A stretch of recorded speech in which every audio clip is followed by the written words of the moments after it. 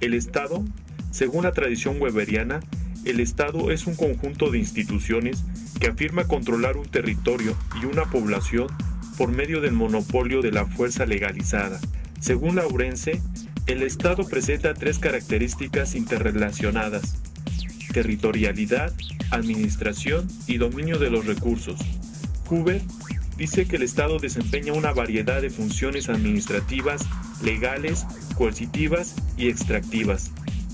En su sentido más básico, la fuerza del Estado es su capacidad de preservarse tanto a sí mismo como al territorio y la población que afirma controlar. Esto significa que un Estado fuerte es capaz de garantizar la seguridad tanto contra ataques externos como contra desafíos internos a sus monopolios de la fuerza organizada. La organización del Estado en América Latina ha tenido un desarrollo considerable a partir de la década de 1930. Durante ese mismo periodo, los dirigentes latinoamericanos, tanto democráticos como autoritarios, trataron de construir lo que es conocido como el Estado desarrollista. El Estado desarrollista no solo establece las reglas para la actividad económica, sino también las prioridades y preferencias para la estructura y el contenido del desarrollo económico. Una élite desarrollista produce estabilidad política a largo plazo, mantiene suficiente igualdad en la distribución para evitar la explotación de una clase o de un sector, define objetivos y pautas nacionales de orientación internacional y basados en referentes externos no ideológicos, crea una élite burocrática capaz de administrar el sistema y aísla a sus burócratas de las influencias políticas directas a fin de que puedan operar en forma tecnocrática.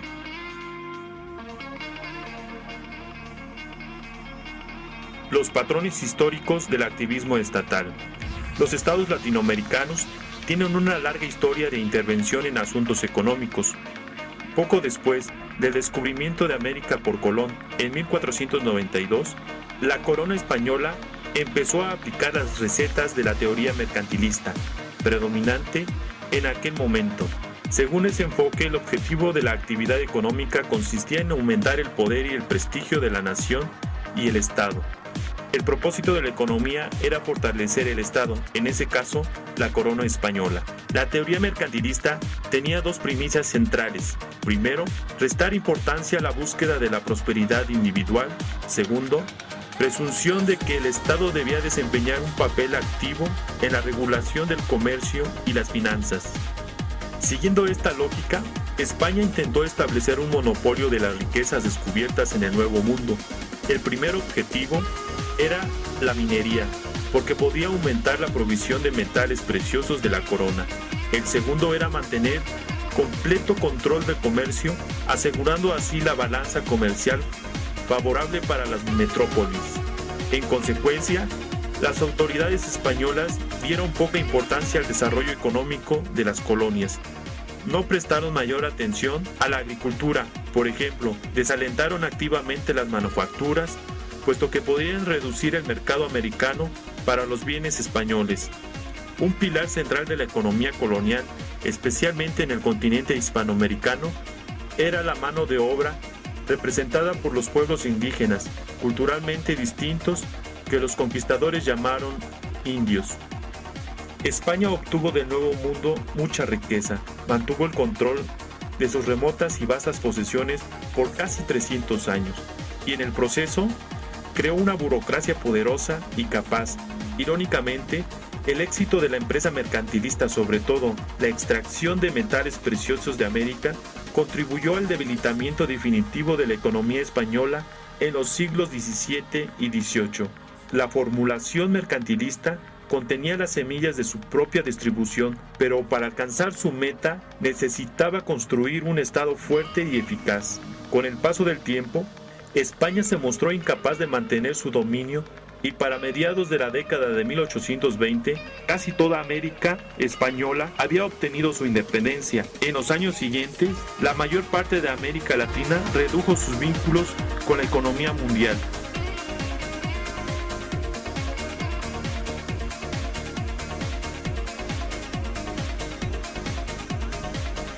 La revolución industrial en Europa precipitó la siguiente transformación importante de la economía política de América Latina. Para mediados del siglo XIX, el proceso de industrialización, tanto en Inglaterra como en otros países, estaba produciendo una fuerte demanda de los productos agrícolas y materiales primas.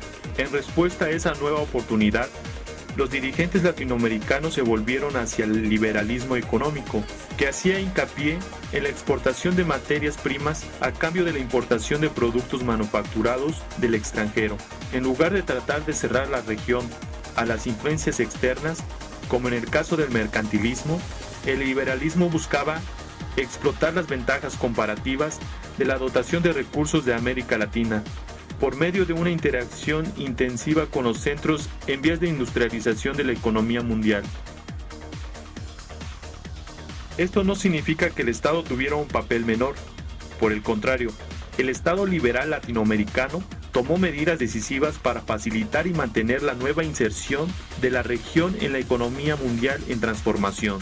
El Estado, sobre todo en los antiguos centros del Imperio Español, se dedicó a destruir los vestigios neofeudales de la sociedad colonial, las estructuras de patrocinio y el privilegio que amenazaba con inhibir el desarrollo del capitalismo. Un logro clave del Estado liberal fue reducir el poder económico de la Iglesia, particularmente su dominio de la tierra, y ese paso abrió mercado financiero e hizo posible el surgimiento de una nueva élite agraria orientada hacia la utilidad. Además, el Estado liberal cortejó de manera activa la inversión extranjera, especialmente para el desarrollo de la infraestructura, sobre todo en ferrocarriles en México. En México, el gobierno adquirió con el tiempo una parte mayoritaria de los ferrocarriles, no tanto con el objeto de crear una empresa estatal, sino rescatar a las endeudadas compañías.